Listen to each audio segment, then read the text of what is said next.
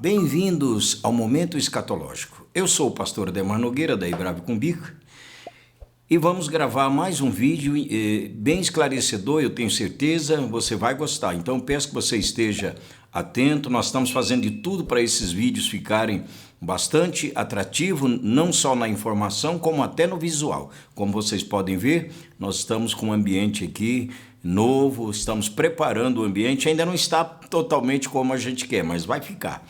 E eu chamo a sua atenção para você estar atentos nesse primeiro vídeo que nós vamos estar gravando aqui.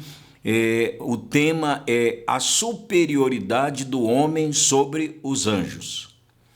Muitos não sabem disto, mas a Bíblia nos mostra que o homem é o ser mais importante de toda a criação divina.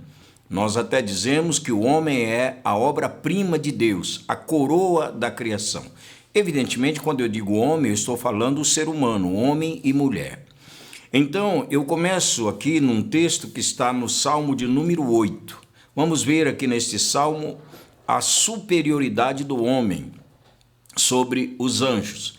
Então diz assim: ó Senhor, Senhor nosso, quão magnífico em toda a terra é o teu nome, pois expusestes no céu a tua majestade, e da boca dos pequeninos e até daqueles que ainda mamam, o Senhor suscita força para provar a sua grandeza e calar o inimigo.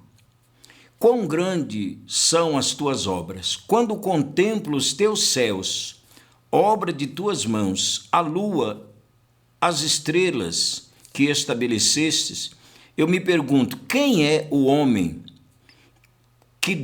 para que dele te lembres, e o filho do homem para que o visites?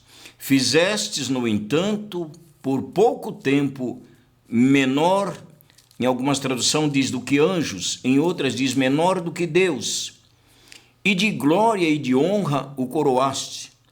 Deste-lhe domínio sobre as obras das suas mãos, e sob os seus pés tudo pusestes, ovelhas, bois, todos, e também os animais do campo, as aves do céu, os peixes do mar, e tudo que percorre as sendas dos mares.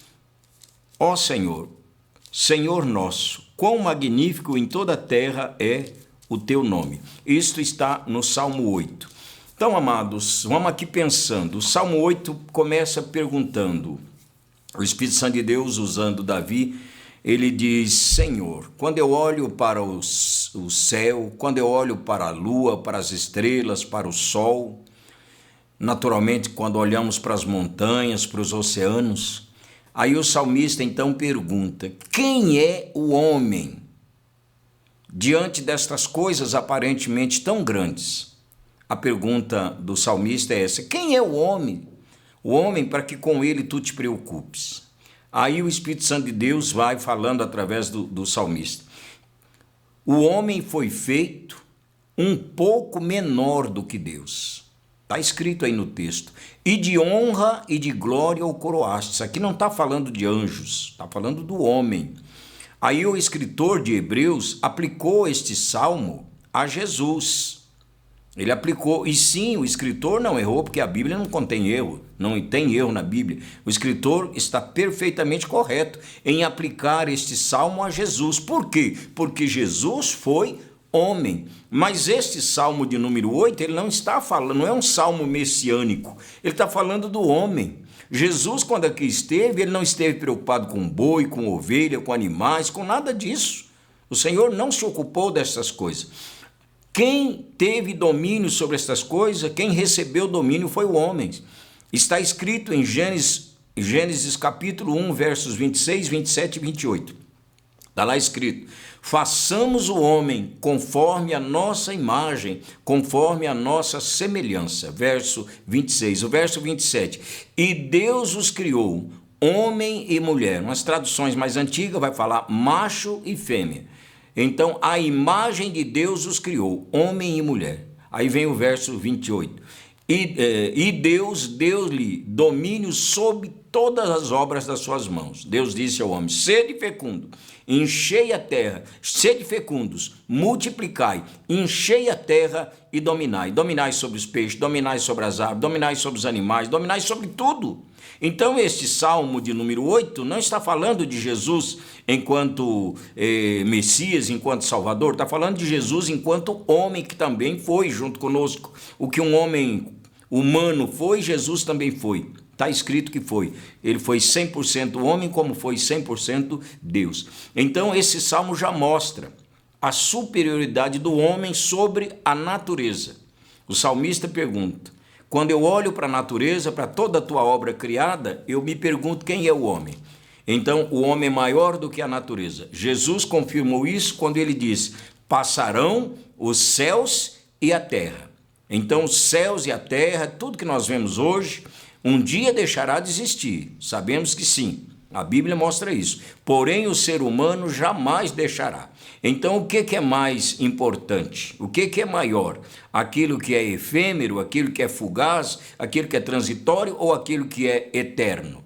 No caso do homem, nós não somos eternos, porque o eterno não tem nem começo nem fim. E o homem tem começo, mas não tem fim. Então, somos imortais. Então, duraremos toda a eternidade desde o dia em que fomos criados. Daí para frente, a eternidade futura, estaremos lá. Já a natureza, os mares, os objetos que a gente hoje enxerga aí, a própria terra, está escrito: viu um novo céu, viu uma nova terra, porque o primeiro céu e a primeira terra passaram e o mar já não existe. Jesus disse: passarão os céus e a terra. Então, passar ali no sentido de acabar. Então, tudo isso acaba, mas o ser humano, o homem, continua. Então, está aí uma prova da superioridade do homem à natureza, à geografia, aos objetos criados por Deus. O homem é o último dos seres. Deus criou tudo em 5 períodos de tempo. Está lá o relato de Gênesis. Dizemos 6 dias, na verdade 6 períodos de tempo. Depois de ter criado tudo, organizado tudo, no último dia, no 6º dia, no 6º período, quando tudo que é importante para o homem já existia, Deus então cria o homem. Então veja vocês aí, Deus criou o homem como sendo a última das suas criações e como sendo a coroa, a obra-prima, não por ser a última, mas por ser a que tem mais importância e mais valor. Nada que Deus criou tem identidade com ele no nível de igualdade que o ser humano tem. O Deus tem uma natureza triuna, Deus Pai, Deus Filho, Deus Espírito Santo. O homem tem uma natureza triuna, corpo, alma e espírito, ou espírito, alma e corpo, como está lá em Tessalonicenses 5:3. Então, vemos aí a identificação do homem com Deus, imagem e semelhança. Deus é uma pessoa, se nós pudéssemos dizer como que Deus é um homem. Quando Filipe quis saber quem era Deus, Jesus disse para ele: Filipe, estou há tanto tempo convosco, quem me vê, vê o Pai. Como é que você me pergunta ver o Pai? Ainda não me conheces? Então, Jesus foi homem. Agora, um homem que não errou, que não pecou, um homem que exercitou poder e autoridade, tudo isso que nós um dia viremos a exercer. Não é aqueles que se libertarem do pecado, evidentemente, porque nós somos filhos. E quem é o filho que não se parece com o pai? Tem até o ditado que diz: filho de peixe é peixinho. E é isso. Se nós somos filhos de Deus, temos que nos assemelhar, nos parecer com Deus em tudo. E isso, os que vencerem o pecado terão. Então, estamos falando aí da superioridade do homem sobre os anjos. Os anjos não têm essa característica. Os anjos têm uma natureza só. É uma pessoa espiritual. Tem corpo? Tem.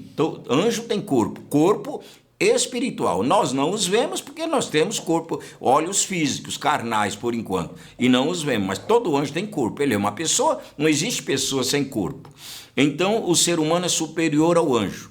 Vamos seguindo aí, estou falando de algumas coisas, aí para os irmãos pontilharem aí essa realidade. Quando nós chegamos no Salmo 115, verso 16, está escrito: os céus pertencem a Deus, ou são de Deus, porém a terra Deus deu aos homens e aos seus filhos. Então Deus criou um reino específico para o homem, a terra. A terra é do homem, é nossa. Anjos não têm um reino exclusivo para eles. Eles habitam nos céus, nos vários céus que existem, inclusive andam aqui pela terra, mas eles não têm um céu exclusivo identificado com eles. Já o ser humano tem. Nós perdemos o direito a ter essa terra eternamente, ou seja, para sempre. Por quê? Por causa do pecado. Esta terra será um dia destruída, mas nós temos uma nova terra. Na segunda carta do apóstolo São Pedro, no capítulo 3, no verso 13, está escrito: nós aguardamos novos céus. Existem vários céus, agora a terra é uma só. E nova terra, nos quais habita a justiça. Já sabemos que a nova terra em questão é a nova Jerusalém. Então, ou seja, Deus nos deu um reino, perdemos esse reino, Deus nos dá um outro. Numa prova de que o quanto ele nos ama, enquanto que os anjos não têm reino nenhum. Eles habitam em propriedades que não são propriamente deles, porque não tem o nome de nenhum deles. Pertencem a Deus e eles têm o direito de morarem lá. Mas o homem aqui na terra mora num ambiente que é seu, porque Deus lhe deu, e a Nova Jerusalém, que é a nossa terra definitiva, também é um céu preparado exclusivamente por Deus para os salvos. Então nós já vemos aí a superioridade então do homem aos anjos. Depois, ao homem Deus deu o direito de procriar, de se reproduzir, de gerar filhos, de criar, de gerar outro ser semelhante a si mesmo. Os anjos não têm esse direito. Anjos não se reproduzem, não procriam. Os irmãos estão entendendo qual é a superioridade do homem? Por onde ela vai passando? Por onde você olhar um homem e um anjo, você vai ver que o homem é superior ao anjo. Nós temos uma prova bem clara disso no dia em que Adão pecou. Está escrito lá em Gênesis capítulo 3, verso 23 e 24, está escrito: e Deus, após haver Adão pecado, diz assim: e Deus expulsou o homem do paraíso e colocou querubins. Tendo expulso Deus o homem do paraíso, colocou querubins e uma espada inflamada, ou seja, que se revolvia nas mãos, para proteger o caminho da árvore da vida. Proteger de quem? A árvore da vida, ela não representava nada para os anjos caídos. Ela representava para o Adão. O Adão comia da árvore da vida. Mas no dia que ele comeu da árvore do conhecimento do bem e do mal, ele pecou. Ele não podia mais comer da árvore da vida, porque se ele comesse, ele se eternizaria no pecado e nunca mais poderia ser redimido. Então, para que Adão não comesse do fruto da árvore da vida, o Senhor coloca querubins, anjos de altíssima qualidade. Uma qualidade de anjo, né? Anjo está dividido em 4 categorias. Depois eu vou gravar um vídeo explicando. Então, querubins. E no plural, não sei se 2, mas pelo menos 2 ou mais. Colocou querubins para guardar o caminho da árvore da vida. Para guardar de quem? De demônios? Dos anjos caídos? Não. Para anjos caídos, a árvore da vida não significava nada. Ela significava para Adão, como significa ainda para nós. E então, o que aconteceu? Deus remove a árvore da vida da terra, porque ele sabia que mais cedo ou mais tarde, Adão ou Eva, ou os dois, iriam vencer aqueles querubins e iam chegar até a árvore da vida. Então, tudo isto provando a superioridade do homem sobre os anjos. Então, o homem é o ser mais importante, não que os anjos também não o sejam, mas o homem ele é um ser tão importante que ninguém é superior a ele na hierarquia de valores estabelecida pelo próprio Deus.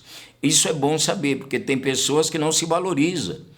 Quando eu olho para uma pessoa na sarjeta, debaixo da ponte, ou mesmo resmungando e reclamando da vida, dizendo que não vale nada, que não tem valor, que ninguém me ama, esse cidadão não sabe quem ele é, esta cidadã não sabe quem ela é.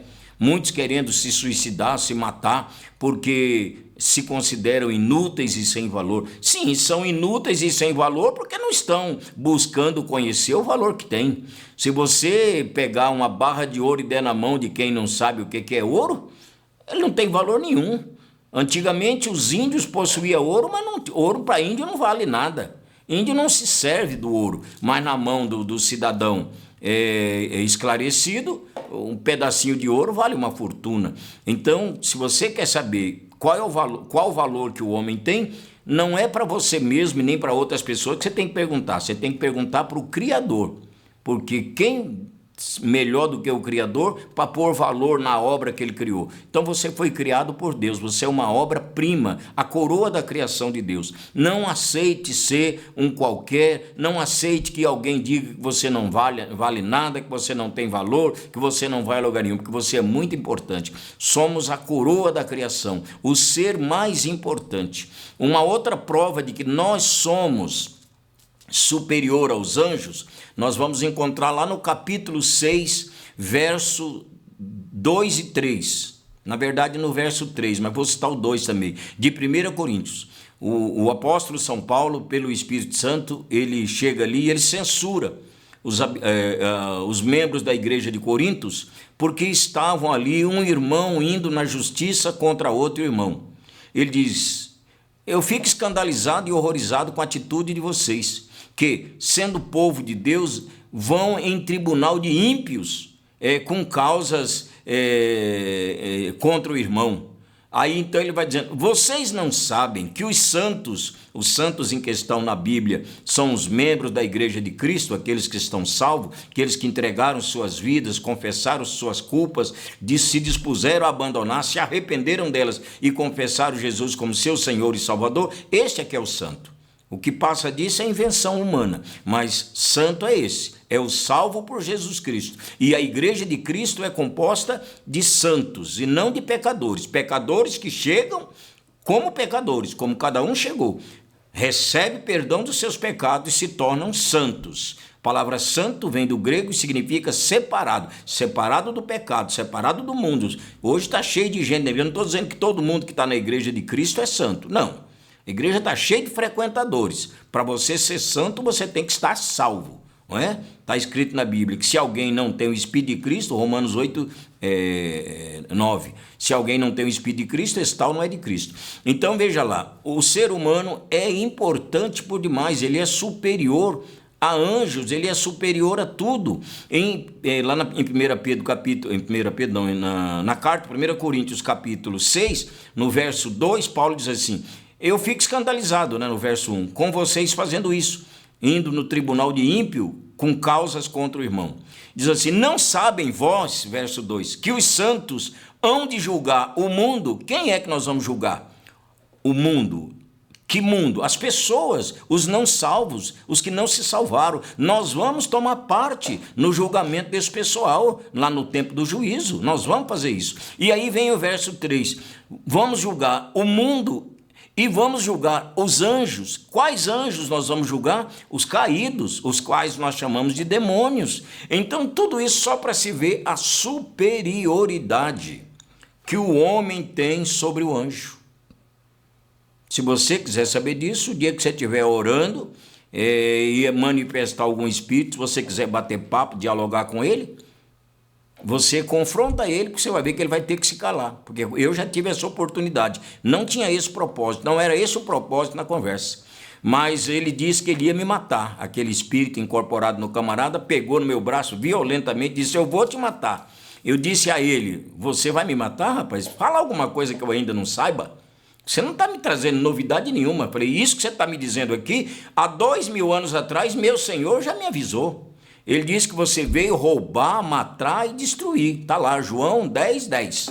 Porém, lá em Lucas capítulo 10, verso 17 até o 19, Jesus diz: eu via Satanás com os seus agentes caindo como um relâmpago, furioso, irado. Mas eis aí, vos dou autoridade para pisardes em serpentes e escorpiões e sobre todo o poder do inimigo. E nada, absolutamente nada vos causará dano. Quando eu disse isso para aquele demônio, irmão, foi a primeira vez que eu vi um ser humano voar. Ele estava apertando o meu braço com uma força violenta. Aí quando eu disse isso para ele, eu falei, tá aqui, ó, eu tenho autoridade sobre você. Eu posso dominar você. Pela palavra de Deus, Jesus me deu autoridade no nome dele para eu dominar você. Agora me mostre aqui na Bíblia onde você tem alguma autoridade sobre mim. Quando eu disse isso, aquele cara voou uns 3 metros e se agarrou na cantoneira de um armário que tinha uns 2 metros e pouco de altura.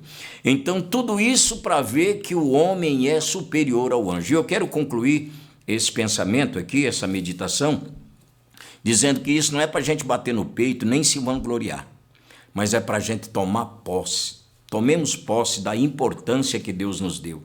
Não aceite que você não é nada, que você não tem poder, porque você tem muito mais poder do que você possa imaginar. Nós nem sabemos. Na carta de João, João diz assim, filhos, veja que grande amor nos tem concedido o Pai, a ponto de nos chamarmos de seu filho, e de fato somos. Mas ainda não se manifestou o que haveremos de ser.